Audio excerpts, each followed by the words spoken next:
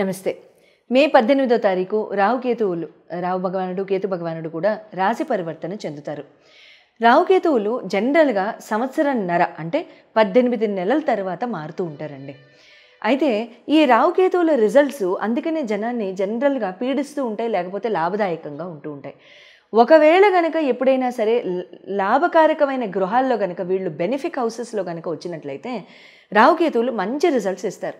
అదే గనక అష్టమ 12వ స్థానాల్లో వ్యయ స్థానాల్లో కనుక వచ్చినట్లయితే కాస్త మనం అనుభవించే టైము కొంచెం ఎక్స్టెండెడ్గా ఫీల్ అవుతానికి అట్లాంటి ఆస్పెక్ట్స్ మనం చూస్తూ ఉండడం లాంటివి జరుగుతూ ఉంటాయి.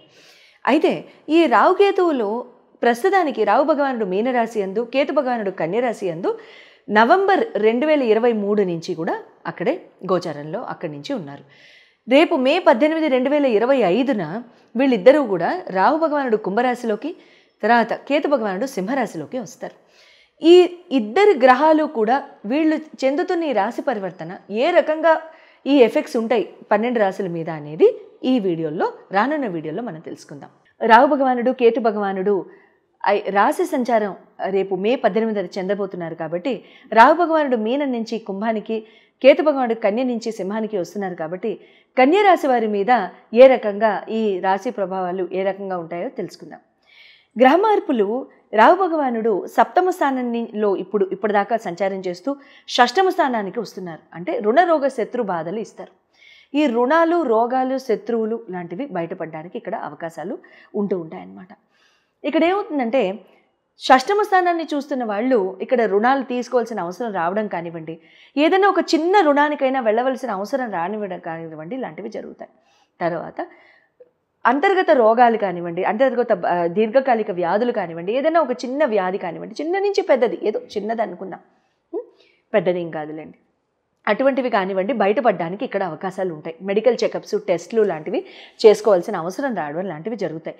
లేదా తల్లి సమానులు, మదర్ ఇన్ లా, పిన్ని, అమ్మమ్మ, నాయనమ్మ, పెద్దమ్మ వీళ్ళందరూ తల్లి సమానులే కదా, వీళ్ళకి ఏదన్నా కూడా మెడికల్గా ఏమన్నా ఎక్స్పెన్సెస్ కానీ, ఎక్స్పెన్సెస్ పక్కన పెట్టేది, that's a small thing, but medical అవసరాలు, గుండె పడే బాధ కంటే ఈ డబ్బు పడే బాధ ఎక్కువ ఏం కాదు కదా.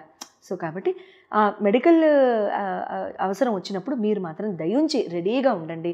ఖచ్చితంగా ఏమన్నా అంటే ఏదైనా కొండంత అయ్యే లోపే ముందుగానే గోరంత ఉన్నప్పుడే దాన్ని తీసేస్తే ప్రాబ్లం లేకుండా ఉంటుంది.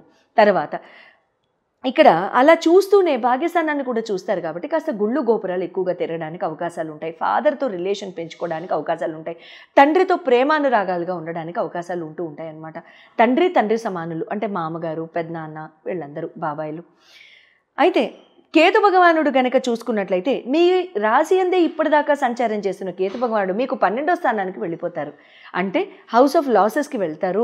తర్వాత మీకు ఇక్కడ అంటే దూరంగా వెళ్ళడానికి అవకాశాలు, లేకపోతే దూరస్థాన ప్రయాణాలు, స్థానచలనాలు లాంటివి ఇవ్వడానికి జరుగుతూ ఉంటాయి.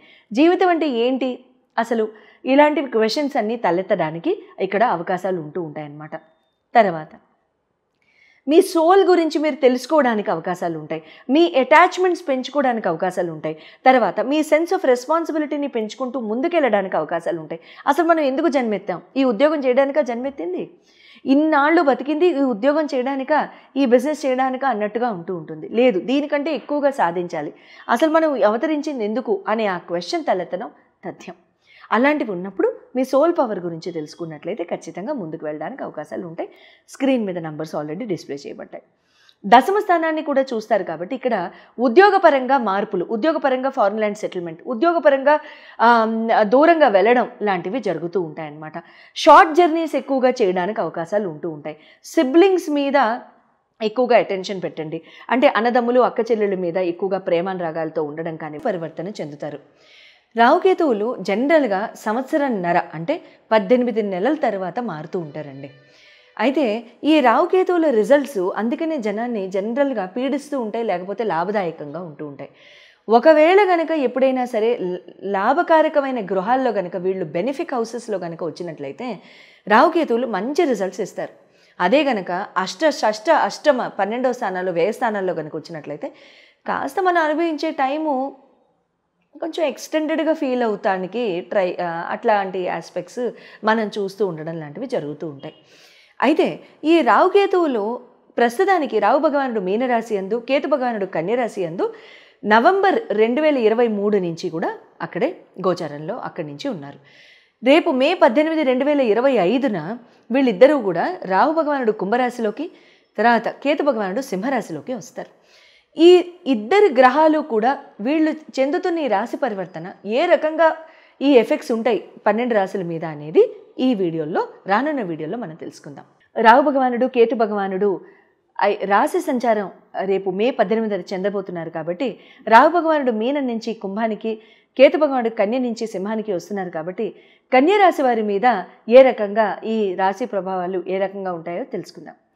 గ్రహ మార్పులు, రావు భగవానుడు సప్తమ స్థానంలో ఇప్పటిదాకా సంచారం చేస్తూ షష్టమ స్థానానికి వస్తున్నారు. అంటే రుణరోగ శత్రు బాధలు ఇస్తారు. ఈ రుణాలు, రోగాలు, శత్రువులు లాంటివి బయటపడడానికి ఇక్కడ అవకాశాలు ఉంటూ ఉంటాయన్నమాట.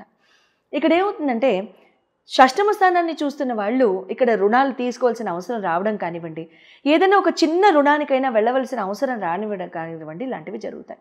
తర్వాత అంతర్గత రోగాలు కానివ్వండి, అంతర్గత దీర్ఘకాలిక వ్యాధులు కానివ్వండి, ఏదైనా ఒక చిన్న వ్యాధి కానివ్వండి, చిన్న నుంచి పెద్దది, ఏదో చిన్నది అనుకుందాం, పెద్దది ఏం కాదులేండి, అటువంటివి కానివ్వండి బయటపడడానికి ఇక్కడ అవకాశాలు ఉంటాయి. మెడికల్ చెకప్స్, టెస్టులు లాంటివి చేసుకోవాల్సిన అవసరం రావడం లాంటివి జరుగుతాయి.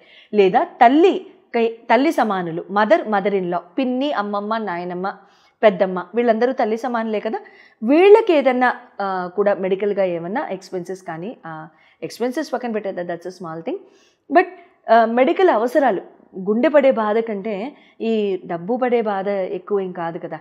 సో కాబట్టి ఆ మెడికల్ అవసరం వచ్చినప్పుడు మీరు మాత్రం దయించి రెడీగా ఉండండి. ఖచ్చితంగా ఏమన్నా అంటే ఏదైనా కొండంత అయ్యే లోపే ముందుగానే గోరంత ఉన్నప్పుడే దాన్ని తీసేస్తే ప్రాబ్లం లేకుండా ఉంటుంది. తర్వాత ఇక్కడ అలా చూస్తూనే భాగ్యస్థానాన్ని కూడా చూస్తారు కాబట్టి కాస్త గుళ్ళు గోపురాలు ఎక్కువగా తిరగడానికి అవకాశాలు ఉంటాయి. ఫాదర్తో రిలేషన్ పెంచుకోవడానికి అవకాశాలు ఉంటాయి. తండ్రితో ప్రేమానురాగాలుగా ఉండడానికి అవకాశాలు ఉంటూ ఉంటాయి అన్నమాట. తండ్రి సమానులు అంటే మామగారు, పెద్దనాన్న, వీళ్ళందరూ బాబాయిలు. అయితే కేతు భగవానుడు గనక చూసుకున్నట్లయితే మీ రాశి అందే ఇప్పటిదాకా సంచారం చేస్తున్న కేతు భగవానుడు మీకు 12వ స్థానానికి వెళ్ళిపోతారు. అంటే హౌస్ ఆఫ్ లాసెస్కి వెళ్తారు. తర్వాత మీకు ఇక్కడ అంటే దూరంగా వెళ్ళడానికి అవకాశాలు, లేకపోతే దూరస్థాన ప్రయాణాలు, స్థానచలనాలు లాంటివి ఇవ్వడానికి జరుగుతూ ఉంటాయి. జీవితం అంటే ఏంటి అసలు, ఇలాంటివి క్వశ్చన్స్ అన్నీ తలెత్తడానికి ఇక్కడ అవకాశాలు ఉంటూ ఉంటాయన్నమాట. తర్వాత మీ సోల్ గురించి మీరు తెలుసుకోవడానికి అవకాశాలు ఉంటాయి. మీ అటాచ్మెంట్స్ పెంచుకోవడానికి అవకాశాలు ఉంటాయి. తర్వాత మీ సెన్స్ ఆఫ్ రెస్పాన్సిబిలిటీని పెంచుకుంటూ ముందుకెళ్ళడానికి అవకాశాలు ఉంటాయి. అసలు మనం ఎందుకు జన్మెత్తాం? ఈ ఉద్యోగం చేయడానికా జన్మెత్తింది? ఇన్నాళ్ళు బతికింది ఈ ఉద్యోగం చేయడానికా, ఈ బిజినెస్ చేయడానికా అన్నట్టుగా ఉంటుంది. లేదు, దీనికంటే ఎక్కువగా సాధించాలి, అసలు మనం అవతరించింది ఎందుకు అనే ఆ క్వశ్చన్ తలెత్తడం తథ్యం. అలాంటివి ఉన్నప్పుడు మీ సోల్ పవర్ గురించి తెలుసుకున్నట్లయితే ఖచ్చితంగా ముందుకు వెళ్ళడానికి అవకాశాలు ఉంటాయి. స్క్రీన్ మీద నంబర్స్ ఆల్రెడీ డిస్ప్లే చేయబడ్డాయి. దశమ స్థానాన్ని కూడా చూస్తారు కాబట్టి ఇక్కడ ఉద్యోగపరంగా మార్పులు, ఉద్యోగపరంగా ఫారెన్ ల్యాండ్ సెటిల్మెంట్, ఉద్యోగపరంగా దూరంగా వెళ్ళడం లాంటివి జరుగుతూ ఉంటాయన్నమాట. షార్ట్ జర్నీస్ ఎక్కువగా చేయడానికి అవకాశాలు ఉంటూ ఉంటాయి. సిబ్లింగ్స్ మీద ఎక్కువగా అటెన్షన్ పెట్టండి. అంటే అన్నదమ్ములు, అక్క చెల్లెళ్ళ మీద ఎక్కువగా ప్రేమానురాగాలతో ఉండడం కానివ్వండి, వాళ్ళ అవసరాలు తీర్చడం కానివ్వండి, వాళ్ళకి ఏమైనా అవసరాలు ఉంటే వాళ్ళు అడగకుండానే ముందుగానే మనమే చేయూతనివ్వడం కానివ్వండి, ఇలాంటివి చేస్తూ ఉండండి. శుభం జరుగుతుంది. శుభం.